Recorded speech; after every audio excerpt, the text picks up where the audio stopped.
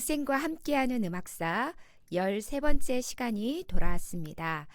지난 시간에 온라인으로 하는 수업이 마지막이라고 인사를 나누었던 것 같은데 급하게 일주일 더 온라인 수업이 연기되어서 여러분과 다시 이렇게 온라인으로 만나게 되었습니다. 자, 오늘도 지난 시간 수업을 우리가 한번 잠깐 짚고 넘어가 보도록 하겠습니다. 지난 시간에는 르네상스 시대를 마무리하였습니다. 르네상스 이 시대에는 아카펠라라는 장르가 많이 당시에 유행했다라고 이야기를 했습니다. 아카펠라라는 원래 말의 뜻은 카펠라, 성당 혹은 성당의 기도실이라는 뜻이었고요. 아는 알라라는 말의 줄임말로서 무엇무엇풍으로 무엇무엇으로 이런 뜻을 갖고 있다라고 이야기했죠. 그래서 아카펠라 음악은 물론 현재까지도 반주 없이 무반주 음악을 총칭하는 말이지만 원래 이 아카펠라라는 장르는 르네상스 시대에 찬란하게 꽃피워졌던 그러한 장르였습니다. 그리고 르네상스 시대에는 악기들이 중세 시대에 비해서 좀 더 개량되어지고 발전되어졌고 또 중세 시대에는 많이 성악곡이 더 우선시 되었다면 물론 이제 르네상스 시대에도 아직 종교적인 영향이 많아서 성악곡이 좀 더 많이 작곡되어졌지만 그래도 르네상스 시대에 와서 비중적으로 기악곡이 조금씩 더 많이 작곡되어지는 경향이 있었고요. 또 르네상스 시대에 있었던 활판 인쇄술의 그 발전으로 말미암아 기악곡이 악보화돼서 이렇게 보급되어지게 되었죠. 자, 그리고 후기 르네상스 음악, 후기 르네상스 시대에 여러분들이 기억해야 할 중요한 사건은 마르틴 루터의 종교개혁이었다라고 이야기했습니다. 특별히 루터는 음악에도 조예가 깊어서 또 다수의 코랄을 많이 작곡하였는데 이 코랄 작품은 한마디로 약간 호모포닉적인 음악이다.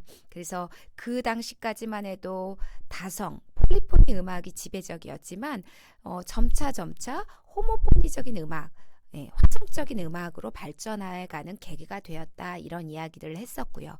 또 어떻게 보면 가장 반대적인 측면에 또 서 있던 한 사람의 작곡가가 있었죠.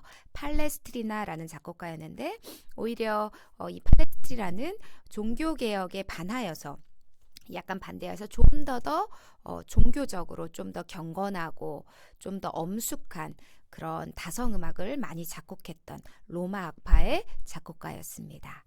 자, 지난 시간까지 이렇게 르네상스 시대의 음악을 마무리했었고요. 오늘 이 시간에는 바로크 시대를 개관하는 시간을 갖도록 하겠습니다. 자, 바로크 시대 보통 바로크 시대는 1600년대로부터 시작을 해서 1750년도로 보는 경향이 일반적입니다. 물론 이 연대가 중요한 것은 아니지만 대부분의 학자들은 이렇게 1600년에서부터 시작해서 1750년 정도로 이렇게 약 150년 정도를 바로크 시대로 분류합니다. 자, 바로크라는 말의 어원, 이 바로크라는 말의 어원은 일그러진 진주라는 뜻이라고 합니다. 원래 이 말은 포르투갈어에서 유래했다고 하고요. 또 당시에 이 의미는 긍정적인 의미로 사용되었던 용어는 아니라고 합니다. 좀 무언가 투박하고 무언가 좀 세련되지 못한 것 같은 바로크 시대의 문화 예술 양식을 약간 비꼬는 듯한 어조로 표현한 것이 바로크, 일그러진 진주다라고 했다고 해요. 다음 슬라이드에서 왜 그런지 한번 우리가 비교를 한번 해보도록 할게요. 자, 바로크 시대는 일반적으로 오페라의 탄생으로 봅니다. 그 시작을 이것 역시도 우리가 추후에 바로크 시대 계속 공부해 가면서 왜 그런지 한번 더 깊이 있게 이야기를 할 거고요. 또 바로크 시대의 마침은 1750년 바로 이때가 언제냐, 여러분들이 잘 알고 있는 작곡가 요한 세바스찬 바흐가 그때 돌아가셨거든요. 그래서 바흐라는 분께서 음악사적으로 남기신 업적이 굉장히 커요. 그리고 이 바로크 시대에 확립했던 것들이 굉장히 많은데 그래서 후대의 학자들이 바흐의 죽음을 기준으로 해서 바로크 시대를 이렇게 보통 정의를 합니다. 자, 우리가 사진을 잠깐 볼까요? 이건 어디까지나 비유인데요. 자, 이 왼쪽에 이 진주, 뭔가 아주 균형이 잡혀 있고 일정하게 우리가 생각하는 그 동글동글한 그 진주의 모양을 학자들은 르네상스 시대로 이렇게 비유를 하고, 그 뒤에 옆에 있는 이 진주는 좀 뭔가 모양이 울퉁불퉁하고 균형이 잡혀 있지 않고 뭔가 투박하잖아요. 이것을 이제 바로크 진주다라고 한대요. 근데 이제 실제로도 보석상에 가서도 바로크 진주하면 이런 울퉁불퉁한 진주를 말한다고 하고요. 당시에는 이런 바로크 진주는 그 값이 떨어져서 이렇게 버렸다라고 합니다. 자, 어쨌든 바로크의 문화가 르네상스랑 비교했을 때 무언가 이상적이지 않고 조화롭지 않고 투박하다 해서 좀 바로크 시대의 문화 예술을 얕보기 위해서 약간 비꼬는 듯한 어조로 붙여진 이름이 바로크라고 했답니다. 근데 물론 지금은 그렇지 않죠. 지금은 그렇지는 않고요. 아주 잠시 르네상스 시대와 바로크 시대를 한번 비교를 해보자면, 르네상스 시대는 무언가 뭔가 중심이 있고 아주 이상적이고 이렇게 뭔가 그림에서도 원근법이 아주 잘 갖추어진 그런 딱 갖추어진 어떤 그런 예술을 추구했다면, 바로크 시대의 예술은 원도 동그라한 정말 딱 이렇게 딱 잡힌 원이 아니라 좀 타원, 초점이 하나가 아니라 여러 개의 초점이 존재하는 타원. 그 다음에 뭐랄까 이렇게 이상적이고 뭔가 아름답고 이렇다라기보다는, 그러니까 후대의 학자들이 비교했을 때에는 좀 뭔가 추하고 르네상스에 비해서 뭔가 균형이 안 맞고 이런 식으로 바로크 시대의 예술 작품을 판단을 했다고 합니다. 자, 그러면 바로크 시대의 사회적 특징에 대해서 잠깐 이야기해 보겠습니다. 종교개혁 이후에 교황권과 그리고 지방 봉건 체제가 쇠퇴하게 됩니다. 중세시대까지만 해도 너무나 교황의 권위가 강력했었고요. 이제 이것이 르네상스 시대에 가서 조금씩 무너지는 모양새가 있다가 결정적으로 종교개혁 이후에 교황권보다 오히려 왕권이 강화되는 시기가 옵니다. 바로 이 바로크 시대이죠. 그래서 강력한 절대 왕정의 시대가 도래하는데, 바로크 시대는 이 강력한 절대 왕정과 함께 시작을 했고, 또 바로크의 마침은 여러분들 혹시 세계사 시간에 프랑스의 시민혁명 이런 거 배웠나요? 자, 그런 시민혁명들은 뭐죠? 절대 왕권이 무너지는 그런 시민들의 그 어떤 권리와 힘이 조금 더 일어나게 되는 그런 사건들이잖아요. 자, 이 절대 왕권의 권력이 쇠퇴됨과 함께 바로크 시대도 쇠퇴해 갔습니다. 또 사회 문화적으로 봤을 때 유럽인들은 이제 신대륙을 비롯한 세계 여러 나라, 여러 지역의 다양한 문물을 경험하게 됩니다. 1492년에 콜럼버스가 신대륙을 발견했다라고 했죠. 이제 물론 그것은 이제 르네상스 시점이긴 한데요. 이것이 이제 점점 와서 점차로 유럽인들에게 더 많은 세계의 그 문화들이 유입되어 왔죠. 자, 그리고 과학적으로 봤을 때는, 과학과 철학으로 봤을 땐 그 전까지는 그래도 좀 신본주의, 종교가 좀 우선이 되었던 그런 삶이었다면, 인간의 어떤 경험과 이성을 중시하는 경험주의와 합리주의를 좀 우선시하는 경향이 바로크 시대에 있었고요. 또 과학기술이 점차적으로 발전했다라고 합니다. 자, 여러분들 프랑스 하면 루이 14세 혹시 들어봤나요? 네, 프랑스 루이 14세 같은 경우는 태양왕이라는 별명이 있었죠. 강력한 왕권을 갖고 있었다라고 하고요. 당시에 그 강력한 왕권의 상징이 바로 프랑스의 베르사유 궁전이었다라고 합니다. 예, 베르사유 궁전 굉장히, 저 선생님도 못 가봤는데 굉장히 그 내부가 화려하고 바깥에 있는 이런 정원도 굉장히 아름답다라고 합니다. 자, 바로크 시대는 이렇게 왕권이 굉장히 높아졌다라는 거예요. 자, 그러면 바로크 시대의 음악적 특징을 또 살펴보도록 합니다. 바로크 시대에는 제1양식과 제2양식이 공존했다라고 합니다. 자, 제1양식은 르네상스의 전통을 이어받아 네덜란드 양식의 대위적인 음악, 즉 폴리포니적 음악을 뜻하는 거예요. 이것이 이제 제1양식이라고 학자들이 명명했고요. 또 제2양식은 가사가 음악을 지배하는 이탈리아 작곡가들의 화려한 오페라로 화성적인 양식을 뜻합니다. 즉, 주선율이 존재하고 주선율을 밑에 어떤 종속적인 반주의 개념, 화성이 이렇게 뒷받침되어지는 어떤 화성적인 양식을 제2양식이라고 하였다라고 합니다. 또 나라적으로 볼 때 프랑스, 아까 그 베르사유 궁전 봤죠. 굉장히 음악적으로 화려하고 아름다움을 추구했다라고 합니다. 그리고 프랑스에는 오페라 발레라는 장르가 유행을 했어요. 이따가 잠깐 영상을 통해서 보도록 할 거고요. 독일 같은 경우는 루터의 종교개혁으로 코랄을 바탕으로 한 개신교 교회 음악 전통을 수립했다라고 합니다. 자, 그리고 바로크 시대 정말로 음악사적으로 중요한 사건이 있는데 바로 오페라가 탄생되었다라는 것입니다. 자, 이 오페라 종합예술이죠.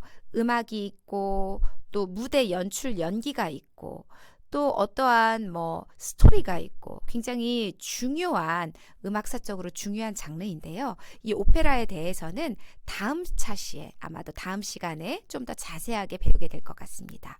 자, 그리고 바로크 시대 또 다른 중요한 특징은 장단조 체계가 확립되었다라는 거예요. 그러면 그전엔 장단조가 없었나요? 네, 맞습니다. 자, 그 전에는 장단조 체계라기보다는 교회 선법에 근거하여서 악곡들이 작곡되었죠. 우리가 알고 있는 장조는 이오니안 선법, 단조는 에이올리안 선법이었죠. 자, 그 전까지는 교회 선법에 근거하여서 곡들이 작곡되어졌는데 바로크 시대에 장단조 체계가 아주 명확하게 확립이 되었다라는 건 너무나 중요한 역사적 사건입니다. 그리고 평균율이 보급되었다라는 겁니다. 자, 평균율 하면 또 떠올려져야 하는 것이 뭐냐? 피타고라스의 순정률이에요. 여러분, 우리 고대 시대부터 있어 왔었던 그 순정률을 여러분들이 기억하셔야 되는데, 자, 정말 나중에 기회가 된다면 순정률과 평균율을 좀 비교해서 좀 자세하게 여러분과 함께 공부해보고 싶은 마음이 있네요. 자, 이 평균율이라는 건 쉽게 생각했을 때 여러분들 한 옥타브 도에서부터 도까지를 아주 균일하게 평균적으로 그 비율을 따져서 음계를 만들어 놓은 거예요. 자, 순정률이 지배했던 당시에는 자유로운 전조가 불가능했어요. 그런데 평균율이 이제 확립되어짐에 따라서 C 메이저 곡을 G 메이저로도 연주할 수 있게 되고 G 메이저 곡을 A 메이저로도 연주할 수 있고 뿐만 아니라 이것을 또 마이너로 바꿀 수도 있고 이렇게 자유롭게 전조가 되어질 수가 있게 됐어요. 자, 그렇다면 당시의 작곡가들은 얼마나 신났을까요? 예. 자, 어쨌든 이 평균율이 이 바로크 시대에 너무나 중요한 음악적인 특징입니다. 그리고 또 마찬가지로 기악음악과 세속음악이 더 많이 발전하게 되었죠. 악기들이 점차적으로 개량되어지고 발전되어져서 기악음악들이 엄청나게 많이 발전되어져서 우리가 나중에 배우게 되겠지만 협주곡 양식이 또 이 바로크 시대에 확립이 됩니다. 자, 그 다음에 또 바로크 시대의 중요한 음악적 특징은 극음악들이 많이 작곡되어졌어요. 자, 오라토리오, 순환곡, 칸타타는 커피 이름이 아닙니다. 자, 여러분들이 알고 있는 핸델의 메시아, 할렐루야 하는 이 곡이 사실은 오라토리오라는 장르예요. 자, 바로크 시대 때 확립되었던 어떤 종교적인 극음악 양식입니다. 자, 지금까지 좀 설명이 좀 길었는데 우리가 한번 음악을 좀 감상을 해볼 거예요. 자, 지금 이 장면은 영화 속의 한 장면인데요. 영화 속에서 프랑스의 태양왕 루이 14세를 소재로 했던, 그러면서 바로크 시대를 배경으로 한 이 영화인데요. 프랑스 오페라가 배경으로 나와 있는 그런 영화예요. 우리 한번 잠깐 살펴보도록 하겠습니다.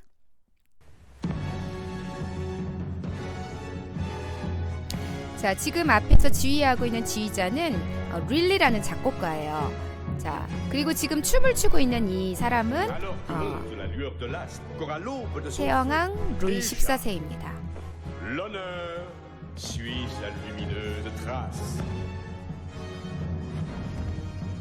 Regardez, c'est le prince de Conti, il est donc entré en grâce? Le roi l'a repris en laisse, oui. 자, 배경도 좀 한번 살펴보세요. 프랑스의 오페라는 그 음악적 특징이 굉장히 화려하고, 자, 이렇게 무용적인 요소, 발레적인 요소를 많이 삽입을 하였다는 거예요. 자, 지금 배경 그 입고 있는 의상도 굉장히 화려하죠. Dans son sillage, partout le suivent. La grâce et la victoire.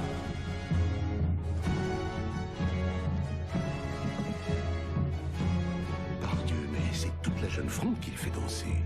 Tous les ennemis d'hier, un fils par famille rallié. L'idée est fort belle.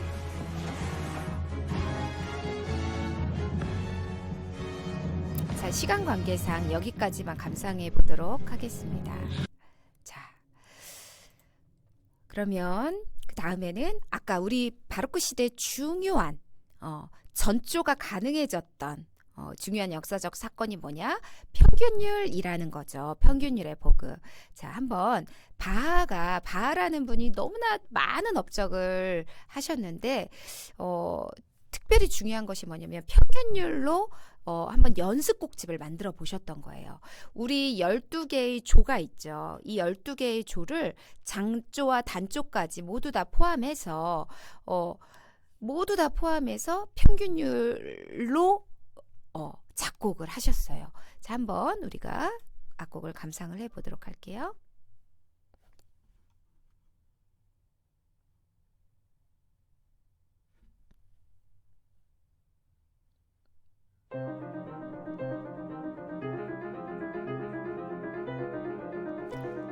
바의 평균율은 두 개의 곡이 쌍을 이루어 존재하는데 프렐류드와 푸가 이 두 개의 곡이 하나의 곡처럼 쌍을 이룹니다. 앞부분은 이렇게 프렐류드로 시작하고요. 자, 시간 관계상 뒷부분을 한번 우리가 보도록 할 건데 이 뒤에 가서는 푸가로 연결이 됩니다.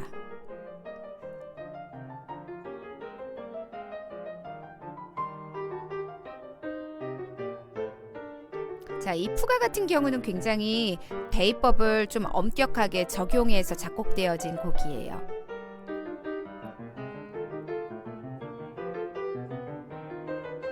자, 시간 관계상 여기까지 들어보도록 하고요.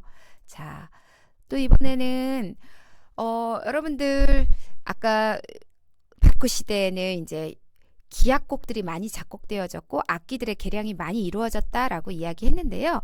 여러분들이 잘 알고 있는 비발디의 사계는 바로 사실은 합주 협곡입니다. 자, 특별히 우리 반 일렉기타 전공하는 친구들을 위해서 다른 영상들도 많이 있지만 일렉기타와 오케스트라가 협연하는 비발디의 사계를 협연하는 한번 영상을 선생님이 골라봤거든요. 한번 우리가 보도록 할게요.